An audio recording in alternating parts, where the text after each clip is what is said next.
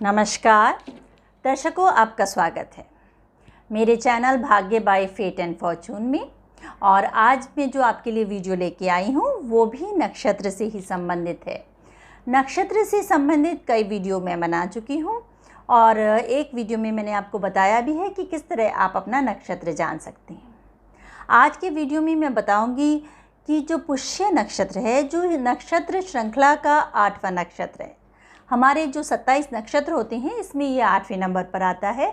और इस नक्षत्र में जो पैदा होने वाले व्यक्ति हैं उनके क्या गुण होते हैं, क्या दोष होते हैं, और वैसे भी जो हम मांगलिक कार्य करने जाते हैं इस नक्षत्र में कैसे किए जा सकते हैं, और जो ये नक्षत्र है ये क्यों बहुत शुभ माना जाता है और क्या कारण है कि इसे महानक्षत्रों का दर्जा दिया गया है। तो सारी बातों की चर्चा मैं आज के वीडियो में करने की कोशिश करूंगी। और इसे मैं अपना ये पुष्य नक्षत्र का वीडियो शुरू करने से पहले आप लोगों से निवेदन करती हूं कि यदि आपने मेरा चैनल सब्सक्राइब नहीं किया है तो कर लीजिए, जिससे मेरी वीडियो आपके पास आसानी से पहुंच जाएगी।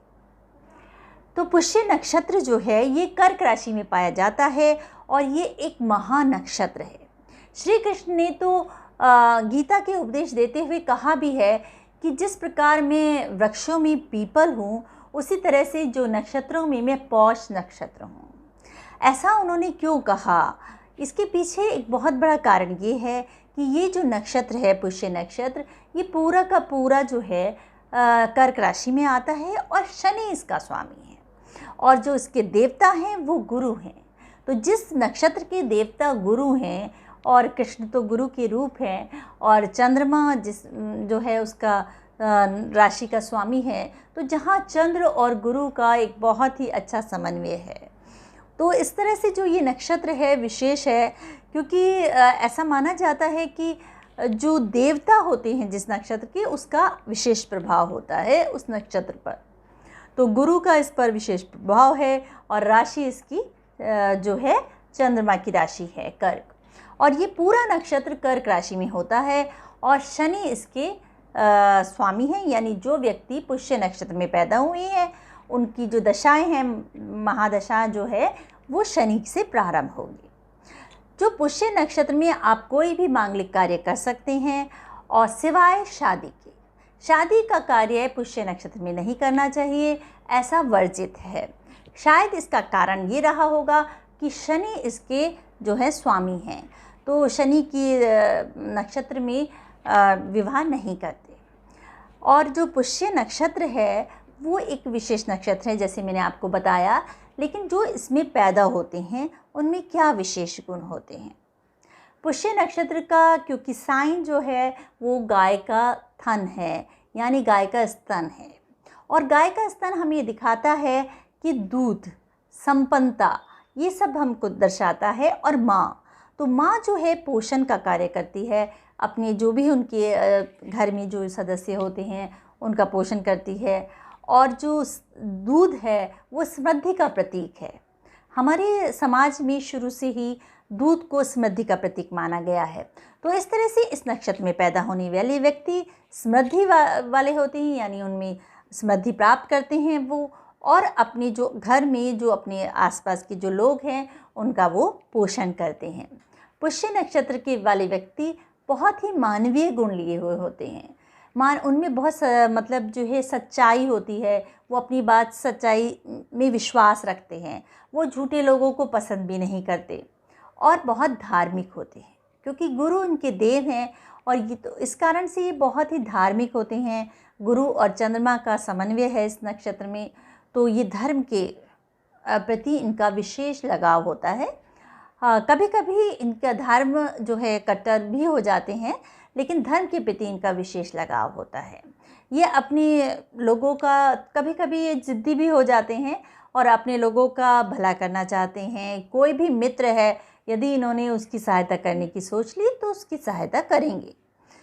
और इनमें एक विशेष गुण ये होता है कि ये किसी की धन संपदा और किसी विशेष पद प्राप्ति के बाद या सफलता की प्राप्त करने के बाद ये इनको में बदलाव नहीं आती। ये इनकी सज्जनता वैसी ही बनी रहती है। इनको किसी प्रकार का घमंड नहीं होता।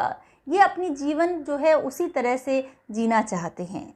अपने जीवन में किसी घमंड को, किसी विशेष अहम को नहीं लाने देते। माँ से हर एक व्यक्ति को लगाव होता है और ये अपने कर्तव्य को पूरी तरह से निभाते हैं, और कई बार माँ इनकी कष्ट का कारण भी बन जाती है।